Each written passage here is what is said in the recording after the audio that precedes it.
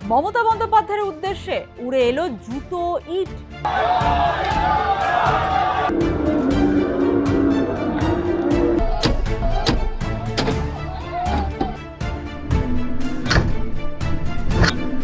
সোজা তুমি টানো দাদা, তুমি টানো। ক্ষমতা থাকাকালীন মমতা বন্দ্যোপাধ্যায়কে শুনতে হতো জয় শ্রীরাম ধ্বনি।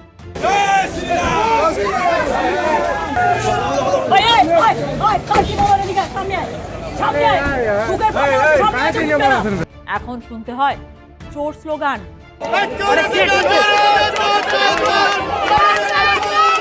গাড়িতে কাদা লেপে দিল বিক্ষোভকারীরা।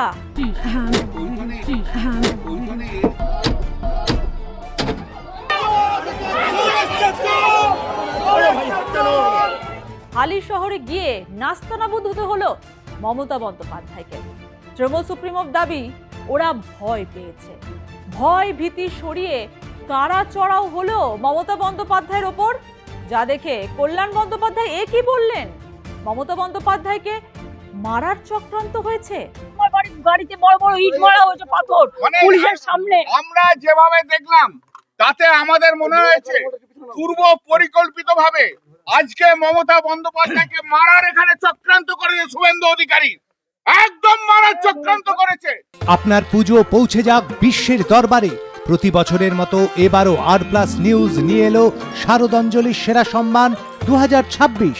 অংশ নিতে সকাল 10টা থেকে সন্ধে 6টার মধ্যে সরাসরি যোগাযোগ করুন আমাদের অফিসে অথবা কল করুন 9836323248 এই নম্বরে। শারদাঞ্জলি শুধুমাত্র আর+ নিউজে। মমতা বন্দ্যোপাধ্যায়ের গাড়ি লক্ষ্য করে নাকি ছোড়া হয়েছে ইট।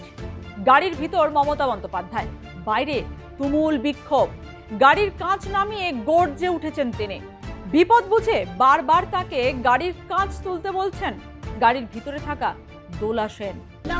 দিদি এরকম করে দিদি পায়ে পড়ে, দিদি পায়ে পড়ে, আপনি রাগ করবেন না দিদি। পাথর মেরেছে, এত ভয় পাই দিদি। কাজটা তুলে দিদি। আমি বেরোবই, আমাকে আটকানো যাবে না, এটা আমার গণতান্ত্রিক অধিকার। চুপ কর, চুপ কর, চুপ কর। ভয় পাচ্ছে তার কারণ ওদের মুখোশ খুলে যাবে। চলো দিদি কাজটা তোলো, কাজটা তোলো, কাজটা তোলো, কাজটা তোলো।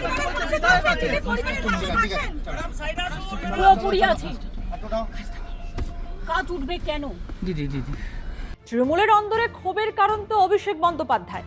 তাহলে মমতা বন্দ্যোপাধ্যায় কেন রোষের শিকার? তৃণমূল সাংসদ অভিষেক বন্দ্যোপাধ্যায় দলের কর্মীর বাড়িতে গিয়ে চরম হেনস্থার শিকার হন।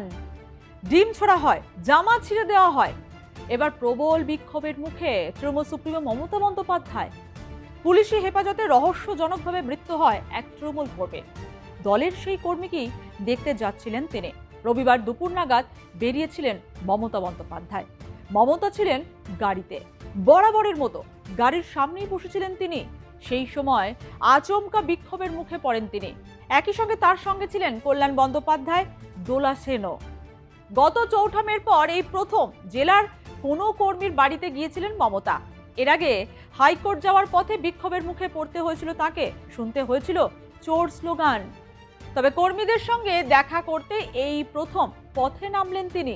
আর প্রথম দিনেই কিনা ধুন্ধুমার।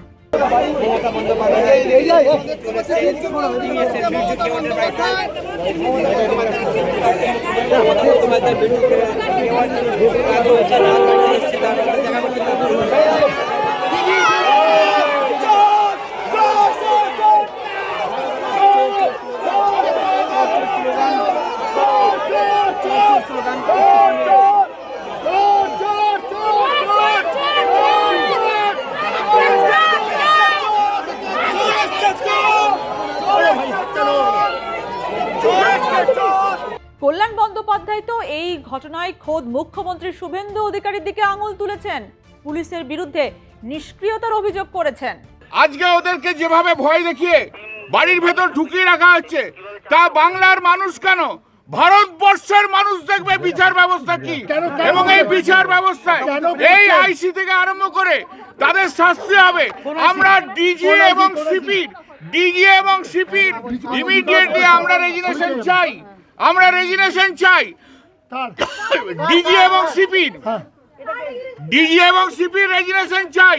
কারণ ডিজি এবং সিপির নির্দেশে রাত্রিবেলায় 2টোর সময় তুলে নিয়ে লেডিস একে পিটিয়ে মারা হয়েছে। নিরাপত্তা বলয়ের মধ্যে দিয়ে মৃত বীরজু কেউটের বাড়িতে প্রবেশ করেন মমতা বন্দ্যোপাধ্যায়। সেখানে মৃতের পরিবারের সদস্যদের সঙ্গে কথা বলেন তিনি।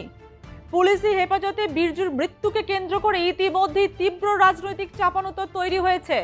বিজেপির বিরুদ্ধে সরব হয়েছেন মমতা বন্দ্যোপাধ্যায়।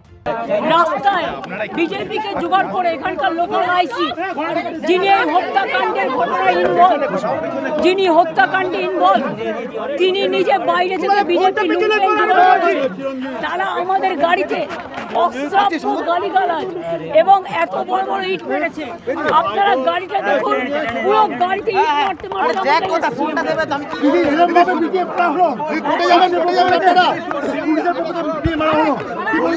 তীব্র নিন্দা করছি, ধিক্কার জানাচ্ছি।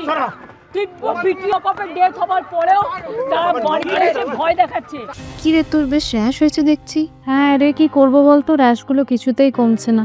অনেক কিছু ইউজ করলাম তবুও কমছে না। তুই এম্বার গৌরীদেবী হসপিটালসে দেখাতে পারিস, ওখানে ভালো এক্সপিরিয়েন্স ডার্মাটোলজিস্ট আছে। গৌরী দেবী হসপিটাল, রাজবাঁধ, দুর্গাপুর। যোগাযোগ 8001003333, 8001113333। তৃণমূল কর্মী বীরজু কেউটের মৃত্যু নিয়ে আগের দিনই সরব হয়েছিলেন তৃণমূলের সর্বভারতীয় সাধারণ সম্পাদক অভিষেক বন্দ্যোপাধ্যায়। সোশ্যাল মিডিয়ায় পোস্ট করে তাঁর দাবি, পুলিশের দায়ের করা এফআইআরে বীরজু কেউটের নাম ছিল না, তা সত্ত্বেও তাকে পশ্চিমবঙ্গ পুলিশ হেফাজতে নেয় এবং পরবর্তীতে তার মৃত্যু হয়।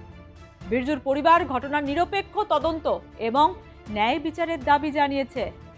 ঠিক কী কারণে মৃত্যু ওই তৃণমূল কর্মীর, ময়না তদন্তের রিপোর্ট এবং তদন্তের ফল সামনে আসার পরই প্রকৃত কারণ আরও স্পষ্ট হবে। হালিশহরের ধুন্ধুমার নিয়ে অনেকেই অনেক মন্তব্য করছেন। কেউ বলছেন কৃতকর্মের ফল, কেউ বলছেন যোগ্য ব্যবহার। কিন্তু প্রশ্ন হচ্ছে, প্রাক্তন মুখ্যমন্ত্রীর গাড়ি লক্ষ্য করে এভাবে কাদা, ইট, চোর স্লোগান সত্যি কি দৃষ্টিনন্দন? কি বলেন আপনারা? কমেন্ট বক্সে আপনার মতামত জানান।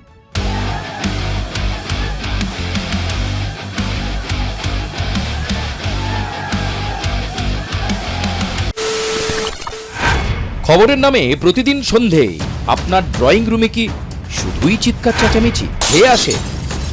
বিতর্কের নামে চলে গালাগালি আর কাদা ছোড়াছুড়ি। এবার সময় পরিবর্তনের, কারণ আমরা কান ফাটানো চিৎকারে বিশ্বাস করি না। আমরা বিশ্বাস করি খবরের সত্যতায়। আমরা কোনো পক্ষের হয়ে গলা ফাটাই না, আমরা সাধারণ মানুষের হয়ে প্রশ্ন তুলি। চিৎকার নয়, শুধু খবর হবে যেখানে বিতর্ক আছে কিন্তু কুৎসিত ঝগড়া নেই। সঠিক তথ্য, বিশ্বস্ত খবর। নজর রাখুন আর প্লাস নিউজে।